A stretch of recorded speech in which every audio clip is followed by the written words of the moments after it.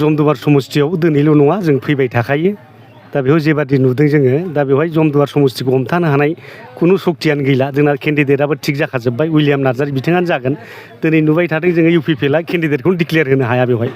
साब्रै साबानि नाम खोनाबाय थायो थारमाने बिथांमोना जुजिनो हाला बेखौ जों दिनै प्रमान मोनदों आरो मालाय दा बे जमदुवार समस्ति हिसाबैथ' खेबब्रै इलेक्सनाव जोंहा खेबथाम देरहाखाबाय आरो एबाराव देरहाबावगोन रेवरेवा नार्जारीया बिसासघातक खालामदों दा बेखौ रायजो राजाया दिनै प्रत्युत्तर होगोन आरो दिनै रेवरेवा थांदों जेबो अरजाया लिडार थांनायाव जेबो खहा जाया खिन्थु रायजो राजाफ्रा थांनो नाङा नामा सासे लिडारनि भटनि जेसेबांनाखि बेसेन दं रायजो राजानि भटआबो इसेबां बेसेन दङ दा गतिके सोरबा थांदों फैदों जों खोथा गैया उइलियाम नार्जारीया जमदुवार देरहागोना रोखा जाबाय बेखौ दिनै बुंनो हायो जमदुवार बासि हिसाबै बेखौनो खावलायगोन जोङो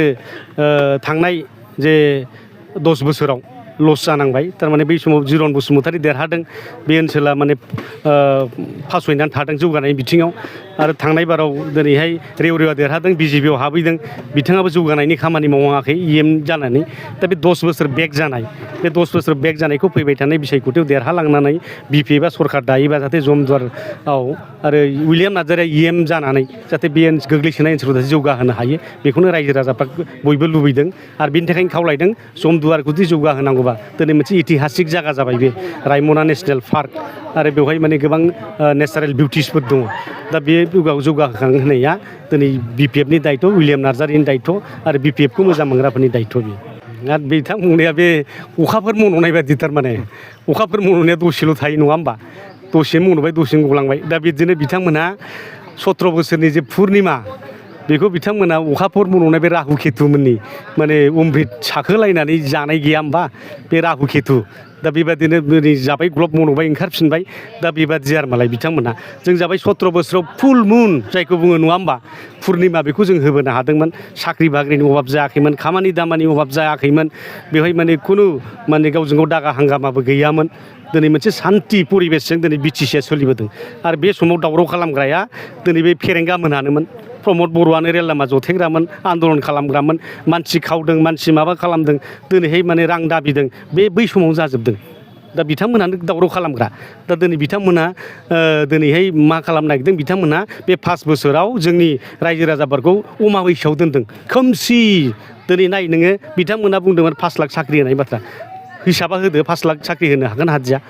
दिनै बिथांमोना बुंदों 2.5 लाख मानसिनो हा होबाय दिनै प्रमाना होथों 2.5 लाख मानसिनो हा पाट्टाखौ दिनै बिथांमोना माथो प्रमान होनो हादिया जोंनि RTI जेनोखि माबा कपि बेवहाय माथो 3000नि बाराखौनो जों मोनदिया आरो दिनै टिका थुख्लिनि खामानि टेन्डार गैया मा गैया दिनै बिथांमोना होगासिनो दङ दिनै एग्रिकालसाराव दिनै नुबाय जोङो 152 कौटि इलिगेल भाबै सोरबा नुपुर साहानो हरनाय BTCनि बाहेराफ्रा मानसिफ्रासो मावगासिनो दङ आरो दाख्लै लेटेस्ट नुबावदों 3.5 कौटि मोनसे आरो 2.5 कौटि थाखानि मोनसे गुवाहाटीनि कन्ट्रेक्टरफोरनो दिनै माने साप्लायारफोरनो ट्रेक्टर साप्लाय होदों बिथांमोना आरो बेबो टेन्डार जायाखै ओरैनो होदों होमबा बे सिस्टेमजों थांदों नामा दा बिथांमोनहा दिनै जाख्ल'नाय गैयै सरकारा दिनै मन'गासिनो दङ बेखौसो बुजिगोदों जोङो दा बिथांमोनहा अमाबैसा खालामगासिनो दं साख्रि बाख्रि होनो हाया प्रत्येक रबिबाराव क'क्राझाराव इन्टारभिउ जाबाय थायो रिजाल्ट गैया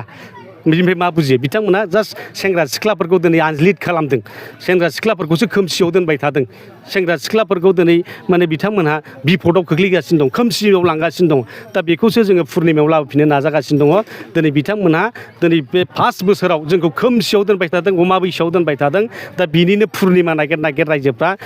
BPF दोलोआव हाबफैगासिनो दं UPPL गारनानै BJP गारनानै कंग्रेस गारनानै दिनै बेखौ जों नुबाय थादों जिहेतु दिनै बिथांमोनानो फोसावबाय थायो दिनै जोंनि जे ससियेल मिडिया दैलिक नुबाय थागोननो दिनै क'क्राझारनिफ्राय आरम्भ खालामो उदालगुरिसिमाव सानसेयाव खमसे खम 5-6 मानसिनि बारा जइन जाबाय थायो BPF पार्टियाव दा बेखौ बोरै बुंनो हायो दाख्लै जे मास्टार साख्रि थिसनबाय PG टेट CTETनि दा बेवहाय खोनादों आरो फैसा लाजाग्राफ्रा खोन्थाहरदों 10निफ्राय 15 लाखसिम थांदों होननानै दा बेखौथ' जों प्रमान होनो हायो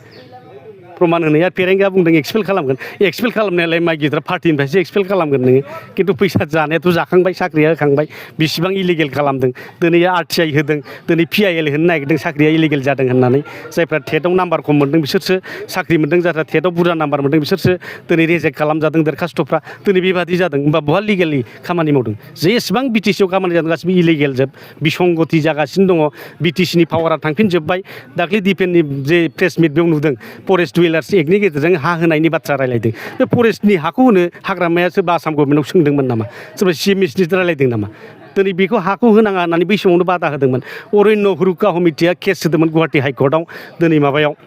दिल्ली सुप्रिम कर्टआव दा बेखौ केस सालायनानै देरहानानैसो जों हाखौ रानदों होमबा दिनै हाइकर्ट अर्डार दं मा दं प्रमटार माने बेफोरखौ दिनै सोरबा CMजों रायज्लायनानै फरेस्ट विलारनि गेजेरजों हा होनायनि खोथा मानो रायखांखो थारमाने BTCआव हा होनो हानाय पावारबो गैला